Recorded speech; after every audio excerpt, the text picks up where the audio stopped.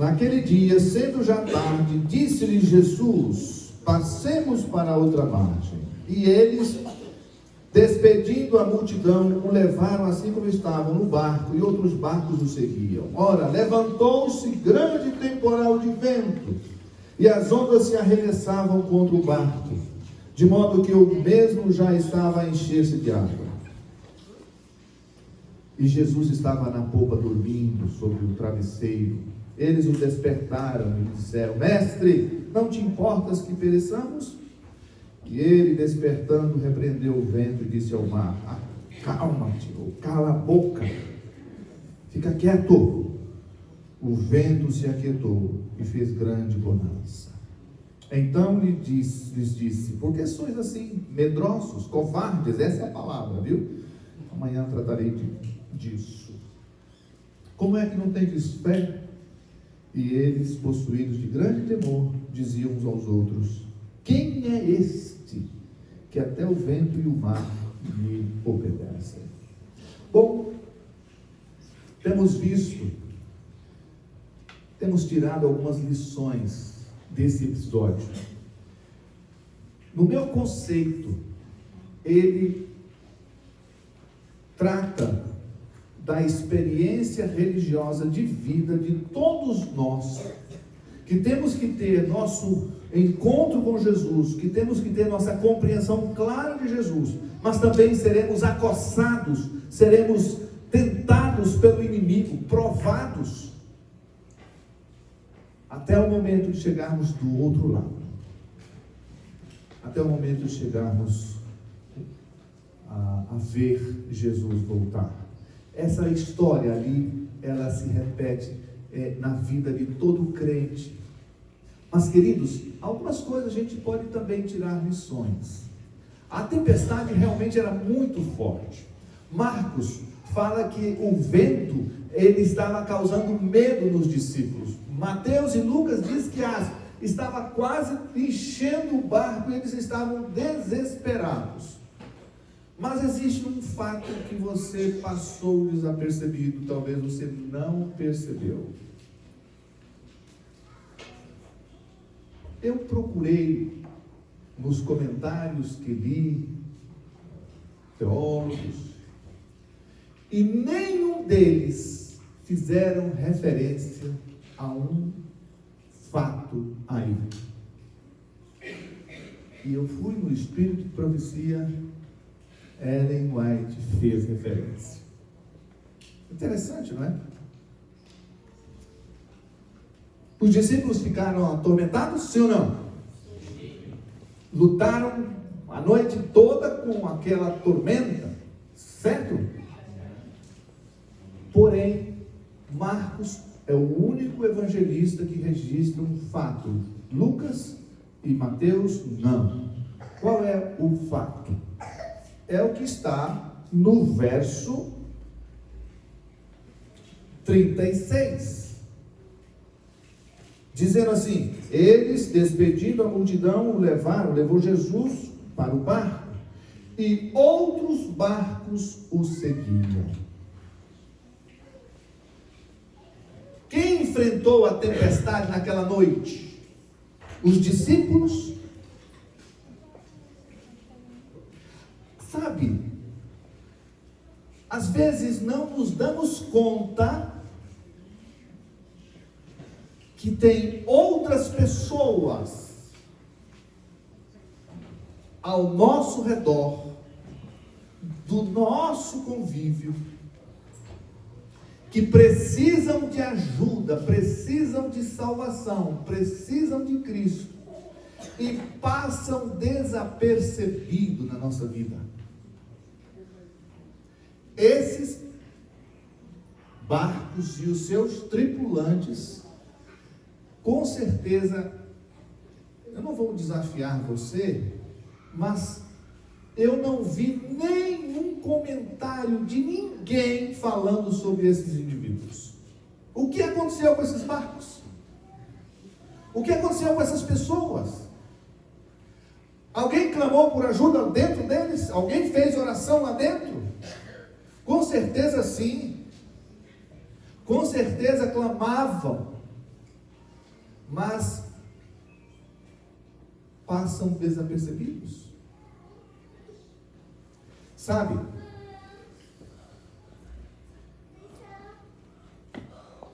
Os discípulos ficaram com medo, com muito medo.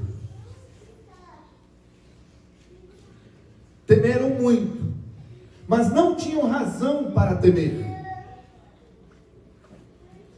Pelo menos 3 fatos, motivos, nós extraímos para que eles não tivessem razão para temer. O primeiro era que no verso 35, Jesus disse: vamos para o outro lado. Jesus sabia o que queria e onde chegaria. Se foi Deus quem disse que deveriam ir para o outro lado, estamos seguros e certos que chegaremos. Os discípulos temeram, mesmo tendo a palavra de Deus que chegaria do outro lado. Não deveriam temer. Outra razão, não era só a palavra dele que estava ali atestando que chegaria, a própria pessoa dele estava ali. Então eles tinham motivos de sobra para não temer, mas temeram. E a terceira razão, a óbvia, como disse ontem, Jesus estava tranquilo, em paz, dormindo. Essa é outra razão para que eles não precisassem temer. Eles tinham que deitar em paz, em meio à tormenta, mas não fizeram isso, temeram. Agora, aqueles barcos tinham isso? Aqueles barcos, os tripulantes daqueles barcos, tinham Jesus lá dentro? Tinham a palavra de Jesus que iria para outro lado? Estavam vendo Jesus dormindo tranquilo? Como estava a vida deles no momento da tempestade? Eu quero chamar a atenção de vocês. Hoje eu pedi a Deus que me desse clareza para poder fazer você refletir e pensar. Como estão as pessoas que você conhece? Como elas estão vivendo hoje? Para que você possa se preocupar mais com elas. Se preocupar com essas pessoas que precisam de salvação e ainda não têm, não sabem onde buscar. Aquelas pessoas clamavam, se eram tementes a Deus ou não, eu não posso dizer, mas clamavam por ajuda. Existem muitas pessoas clamando por ajuda. Muitas pessoas. Mais ou menos uns 5 meses após a morte do meu filho, eu recebi uma mensagem pelo WhatsApp. Era um irmão de igreja lá em Brasília. Eu não o conhecia. Ele descobriu através do ministério BSN, Brenner da Silva Novaes, que minha esposa dirige, descobriu que eu era pastor. E meu telefone. E mandou uma mensagem dizendo: pastor, por favor, ajuda meu primo. Sabe, a gente que está num temporal pensa que a vida só está acontecendo ali em nosso redor. E Deus às vezes mostra diferente. Olha, tem gente que também está com um barquinho lá à deriva, precisando de ajuda. É bom que você pense nisso hoje. E aí, ele descreveu a notícia e a história daquele casal. Era um casal que tinha uma única filha, e essa filha, com 14 anos de idade, foi convidada a passear, passar um final de semana com a família da coleguinha da escola, que moravam no mesmo condomínio, e foram para Angra dos Reis, de helicóptero. Passaram o final de semana, e ao voltar, uma tempestade provocou a queda do helicóptero.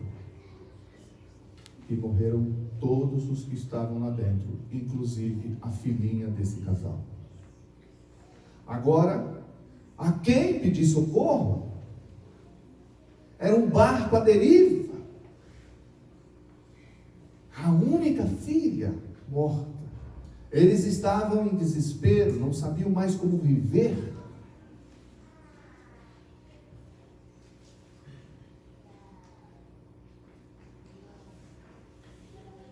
Entrei em contato, liguei e disse que gostaria de conversar com eles. A esposa Simone e o marido Wilson. Eu falei com ele, ela do lado, e ele foi consultar a esposa. Ela: não quero falar com ninguém. Por que devo falar? Aí eu disse para ele: olha, diga para ela que eu sou pastor. Essa é uma das razões que ela deve falar comigo. A segunda razão é que eu sou um pastor que há pouco, no espaço de 2 meses e 17 dias, perdi meu pai, meu irmão e meu filho de maneira trágica. Eu quero dizer para vocês o que é que está fazendo com que eu consiga suportar tanta dor. Quem sabe eu posso ajudar. Eles aceitaram a proposta e eu os convidei para vir em casa toda sexta-feira à noite. Eu só posso dar um estudo bíblico. Por conta das minhas viagens, quando termina um, aí a gente tem que procurar outro, mas eu não consigo dar 2 em dias diferentes. Então, na sexta-feira escolhemos, para nós é o melhor dia. Só que tinha um problema, eu moro em Sorocaba e eles a 100 quilômetros de distância, em São Paulo, trânsito da capital, e eles aceitaram vir todas as sextas-feiras. Graças a Deus. O Deus que trouxe conforto, que tem dado força à minha filha, à minha esposa e a mim, é o mesmo Deus que tem dado forças ao Wilson e a Simone. Antes eles não sabiam como viver sem a filha. Agora eles sabem como viver com Cristo Jesus. Existem muitas pessoas que estão passando por tormentas. Os barquinhos estão lá à deriva. E Jesus está no barco da sua vida, entende? Jesus está no barco da sua vida. Você tem que ajudar essas pessoas. Hoje a minha missão aqui, agora, é deixar você consciente disso. Que a vida não é só para você. A vida eterna é para você e para as pessoas que convivem com você, que entram em contato com você, que se relacionam com você, ou outras que você nem conhece, mas que Deus pode colocar no caminho da sua vida. Aqueles barquinhos que ficaram à deriva, Ellen White fala deles. Deixa eu mostrar para vocês.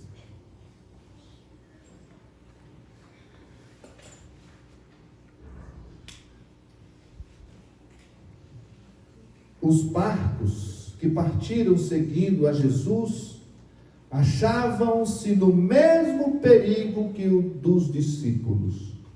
Terror e desespero apoderaram-se dos tripulantes desses barcos.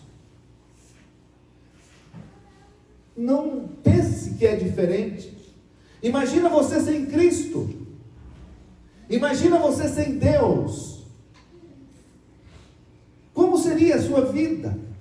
Como você enfrentaria seus problemas? As pessoas aí fora sofrem, enfrentam as tormentas sem solução. Por isso que o inimigo empurra para os vícios, o inimigo empurra para as drogas, bebida, álcool, sexo fora do casamento.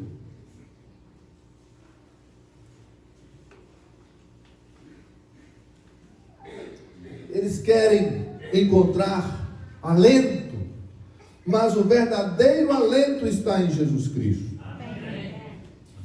A fúria da tempestade levar aqueles barcos próximo aonde Jesus parou o dele. Interessante isso.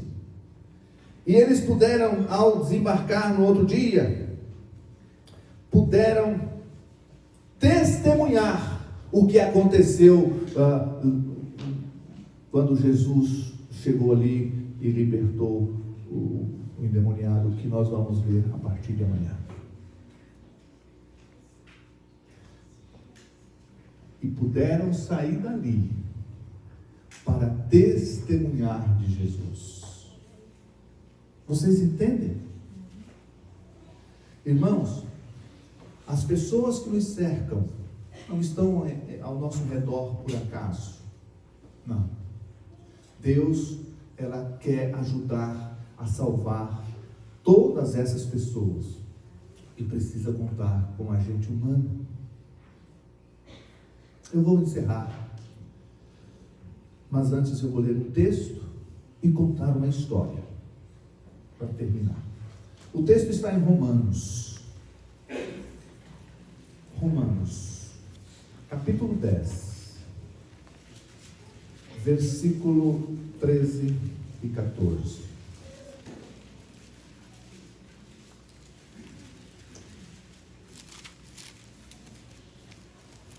Porque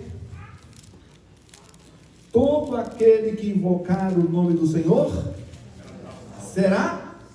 Amém? Eu não gostei desse amém, não. Eu vou ler de novo e vocês vão falar um amém, que eu acho que vai ficar melhor. Porque todo aquele que invocar o nome do Senhor será salvo. Amém. Agora eu gostei. Mas o apóstolo pergunta: como, porém, invocarão aquele em quem não crerão? Como vão invocar quem não crê em quem não crer? E como crerão naquele que não ouviram? E como ouvirão se não há quem pregue? Existem muitas pessoas clamando. Vou contar uma delas. Uma pessoa. O nome dela é Paula. Ela é angolana. Angola, ela nasceu em Angola antes da independência. Era de linhagem portuguesa. Veio para o Brasil depois que começou a guerra para a independência, com os pais. Bom, quando perdi meu filho,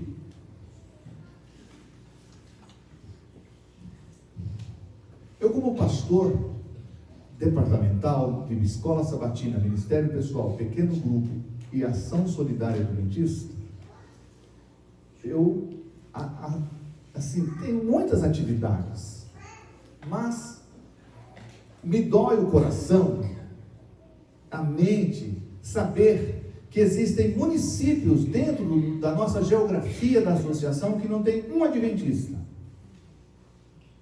Entende isso? Só que eu não sou o departamental que cuida dessa área de plantio de igrejas em regiões onde não tem adventistas. Tem um departamental para isso. Aí eu pus no coração, eu mesmo, tomar a frente e fazer algo pessoal. Plantar novas igrejas em lugares onde não tem a presença adventista. Entre as cidades, a última que nós plantamos chama-se Santa Maria da Serra. Essa cidade, cerca de 5.000 habitantes. Eu coloquei no coração, falei, Senhor, eu vou plantar essa igreja lá. Eu tinha plantado em outras, agora seria essa. 2017, comecei a orar, Senhor, eu quero que o Senhor mande para mim uma família, um casal aposentado, que não dependa de salário, que tenha aposentadoria e queira mudar para lá. Estou pedindo muito? Estou pedindo muito? E começa a orar. Ora e ora. Deus manda? Só que veio o acidente. E eu parei de orar. Eu comecei a querer tirar a água do meu barco. Esquecendo que tinha barquinhos que estavam em pior situação que eu. Passou o mês de janeiro, foi o mês da turbulência, fevereiro, março. Quando foi abril, eu comecei a retomar minhas atividades de forma mais lenta, mas voltando para... Até por questão física mesmo, eu fiquei muito machucado.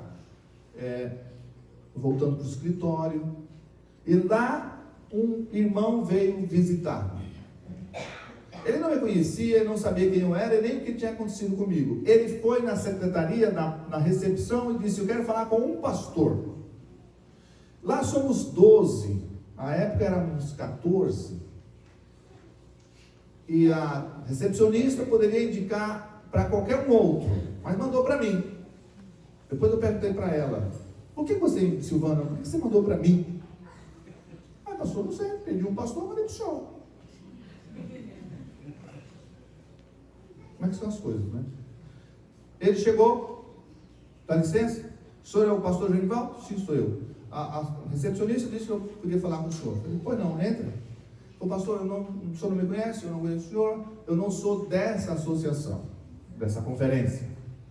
Eu sou da associação tal, vizinha.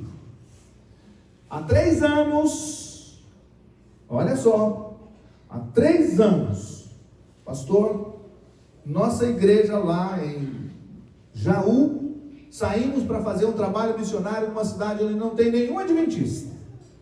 Fomos entregar livros missionários e fizemos uma pesquisa de interesse bíblico para ver quem queria fazer estudo bíblico.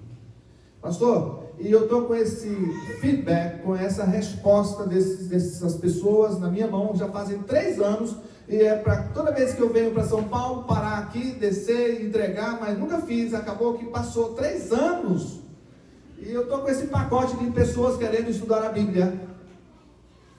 E o senhor, por favor, veja o que pode fazer.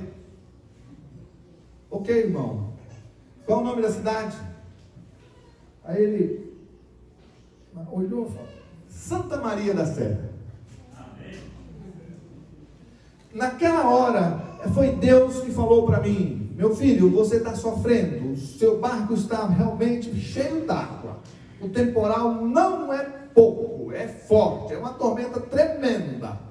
Mas tem gente em pior situação que você. Porque você está sofrendo perdas materiais, físicas, emocionais. Tem gente que está perdendo a salvação, a vida eterna. Então levanta a cabeça. Vai ajudar essas pessoas a encontrar o Salvador delas. Foi para mim um tapa de luva de pelica. Eu comecei a chorar, o homem não entendia porquê, até que eu expliquei, saí. O que foi que eu voltei a fazer? Orar. Orar e orar. Não demorou muito, uma ligação no meu telefone do meu escritório. Alô? Pois não? Quem fala aqui é a irmã Maria. Tudo bem? Tudo bem. Eu quero falar com o pastor Genival. É ele, pode falar. Irmão, é o seguinte: meu marido e eu decidimos, desde ontem, que iríamos falar com o senhor, porque o senhor vai nos ajudar a resolver nosso problema. Falei, pode falar, se você tem essa convicção, eu quero ajudar. Se eu não puder, eu vou te orientar. Diga o que é. É o seguinte: não queremos mais morar na cidade grande, queremos uma cidade pequena onde não tem nenhum adventista. Meu marido é aposentado, a gente tem como viver. Eu só quero que o senhor diga. O Batista e eu falamos, vamos, Maria Osélia, vamos para a cidade que o pastor Genival disser.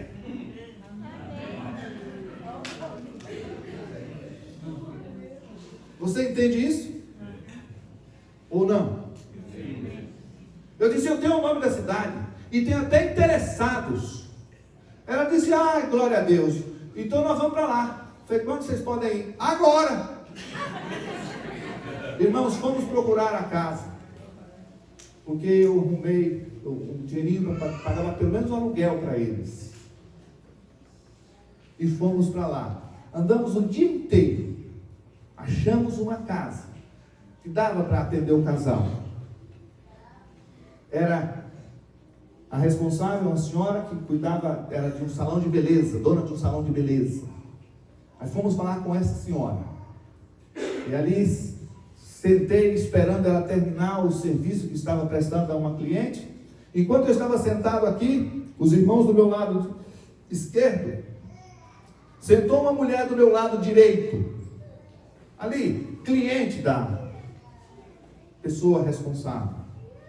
E ela então, eu conversei com ela, e a mulher então aqui ouvindo tudo. Eu falei, chorei o preço, o aluguel e tal, disse que a igreja é adventista, eu sou pastor e tal, aquela coisa, sabe? E a mulher então aceitou minha proposta, e nós fechamos um acordo, e fiquei feliz da vida. Quando eu terminei, a mulher levantou, você não pode ir embora. A mulher que estava do meu lado, eu até me encolhi a perna para não tocar na perna dela. Ela disse, você não pode ir embora. O senhor é pastor da igreja adventista? Eu disse, sou pastor. Ela disse, pelo amor de Deus, eu estou orando pelo senhor já fazem 3 anos. Eu sou adventista, estou sozinha nessa cidade. Disse, Senhor, manda para mim uma igreja aqui. Amém. Irmãos, a história não começa com você, ela passa por você. A história de Deus, ela não começa na sua vida, ela passa pela sua vida. Você tem que ser um transmissor dela. Não começou comigo a ideia de plantar uma igreja ali, passou por mim, e Deus vai emendando as peças. Aquele barquinho estava à deriva, entende? E outros tantos. Hoje já temos uma igreja organizada lá, depois de pastor, talvez 9 meses, a igreja está organizada. Eu fiz Semana Santa lá, amém. Batizei os 3 primeiros irmãos. Amém. Queridos, você está num barquinho, você tem Cristo aí, você tem a certeza da presença de Deus na sua vida. Dê atenção aos outros que estão à deriva. Deixa Cristo te usar. Você tem coragem de se oferecer? Lá no Nordeste do Brasil, tinha um ditado: quem monta no jumento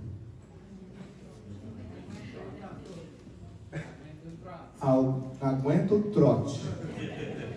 Você tem coragem de deixar Deus te usar como instrumento dele, como um vaso nas mãos dele? Tem coragem? Tem coragem? Tem ou não tem? Então, se você tem coragem, se você quer que Deus te use, por favor, fique em pé para a honra e glória do Senhor. Diga, Senhor, pode me usar. Você vai dizer, Senhor, eu quero ajudar pelo menos essa pessoa a te conhecer, a te amar,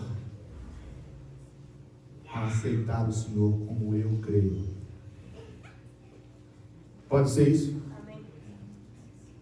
Quem vai fazer isso? Levanta a mão. Levanta a mão. Fica com ela levantada. Fica com ela levantada. Vou orar. Senhor, o Senhor está vendo essas mãos levantadas? São mãos que querem unir-se às tuas na obra de salvar pessoas. Segura firme a nossa mão agora. Usa-nos como teus filhos. Usa como instrumentos teus para a salvação de outras pessoas. Em nome de Jesus. Amém. Ok? Podem sentar, pastor Adão.